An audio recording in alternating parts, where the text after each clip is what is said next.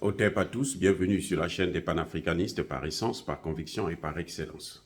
Celle des citoyens kémites par nécessité et obligation de combat.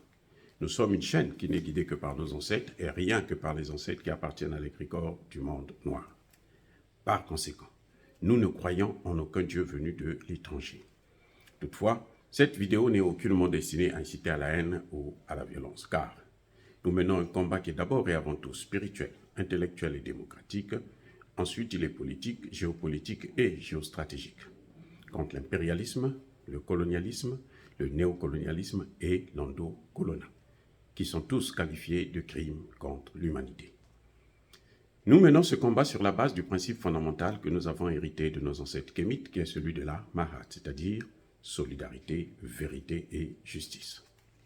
Vous êtes donc en droit de connaître la vérité, et nous avons l'obligation de vous dire la vérité, rien que la vérité, afin que justice soit rendue au continent africain. Et ça, c'est notre modeste contribution dans cette noble lutte en faveur de la souveraineté, la dignité, la solidarité et l'unité africaine. C'est exactement ça que nous appelons le panafricanisme. Bien-aimés frères et sœurs, une grande révélation qui vient du côté de la Russie. La porte-parole du ministère des Affaires étrangères russe, Maria Zakharova, s'est exprimée encore sur la crise en Israël. Encore une fois de plus, les Américains sont responsables de cette situation. Je vous avais déjà dit ça dans une de mes anciennes vidéos, que ce sont les Américains. Ils fabriquent des armes, ils ont besoin de ça. Ils ont besoin d'une guerre. Elle dit une chose qui est évidente. Toute la zone s'est bourrée des satellites, des drones, de surveillance. Les États-Unis qui ont l'un des systèmes d'information les plus perfectionnés au monde n'ont pas vu venir une attaque d'une telle ampleur. Selon Maria Zakharova, c'est faux. Les Américains savaient ce qui se passait. Ils savaient ce qui se préparait. Mais ils n'ont pas voulu laisser Israël mettre un terme à ça, arrêter ça.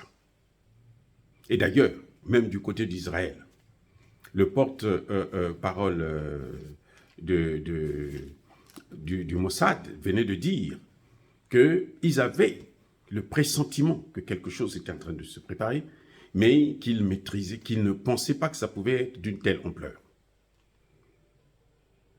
Mais le problème des Américains, c'est lequel? Déjà, vous le savez très bien. Les Américains font des guerres partout.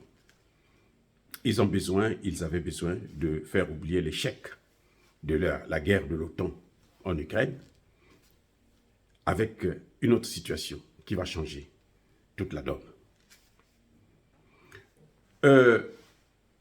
Tous les experts, ceux qui connaissent bien ce dossier, savent que ce dossier ressemble à celui de l'Afrique du Sud au temps de l'apartheid. On est à peu près dans la même situation. Et les Américains ne sont pas à leur première incitation à la guerre, à la violence. Je vous ai dit que l'Afrique du Sud subissait la même situation et qui finançait l'apartheid. Mais ce sont les mêmes Américains, ce sont eux qui finançaient les colons. Vous voyez? Maintenant, il y a plus intéressant. Vous vous souvenez de la guerre en Irak? Lorsque les Américains voulaient détruire l'Irak, ce sont les Américains qui ont dit à Saddam Hussein qu'il pouvait occuper le Koweït parce que le Koweït faisait partie de l'Irak. Je répète, les Américains ont dit à Saddam Hussein, vous pouvez occuper le Koweït. Ça vous appartient. Et quand Saddam Hussein a suivi leurs conseils,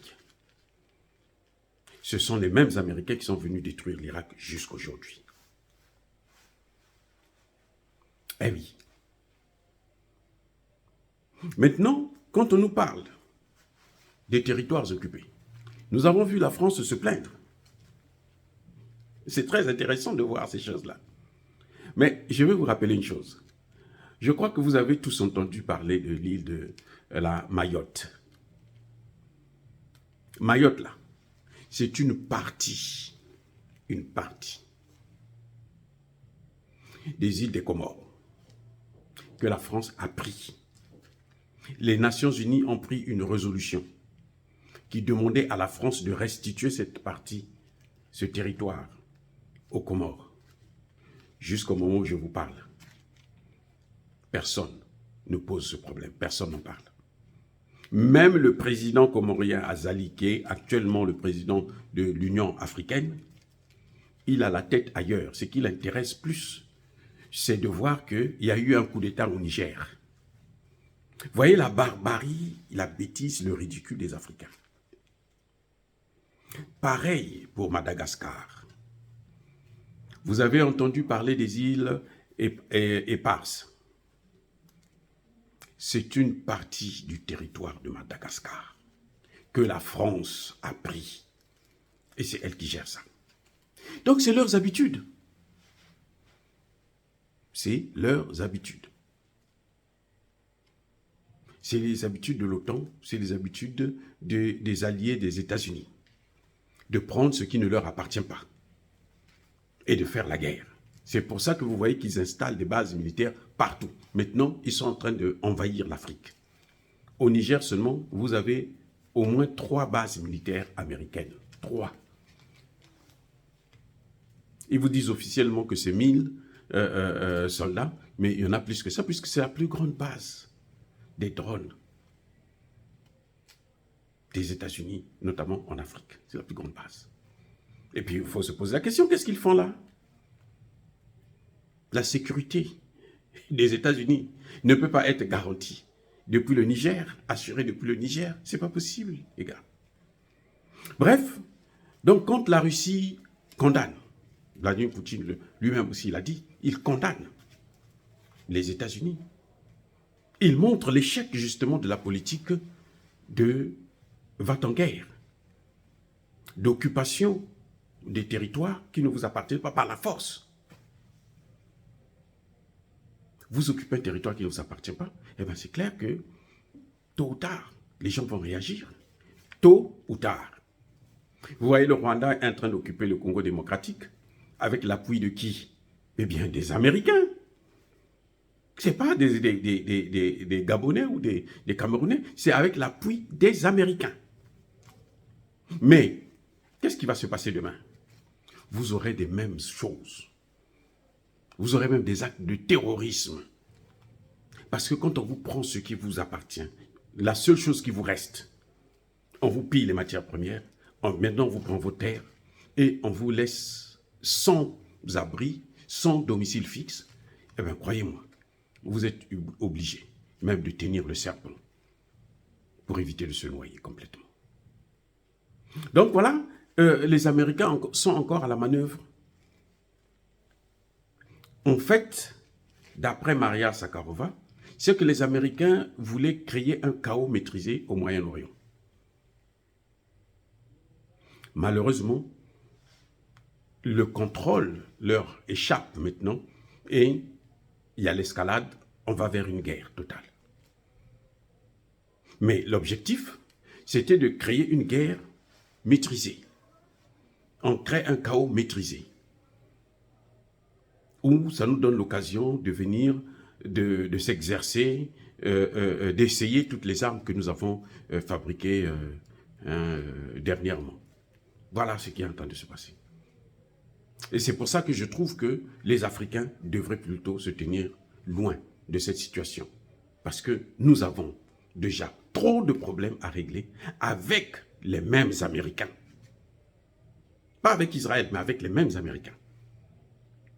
Et que la situation au Proche-Orient, ce sont les Américains qui contrôlent ça. Il y a une résolution des Nations Unies qui est là, qui dit qu'il faut qu'il y ait 2 États. Un État israélien, un État palestinien, qui vivent côte à côte, dans la paix. Les Américains ne veulent pas du tout entendre parler de ça. Et c'est pour ça que nous arrivons à de telles situations.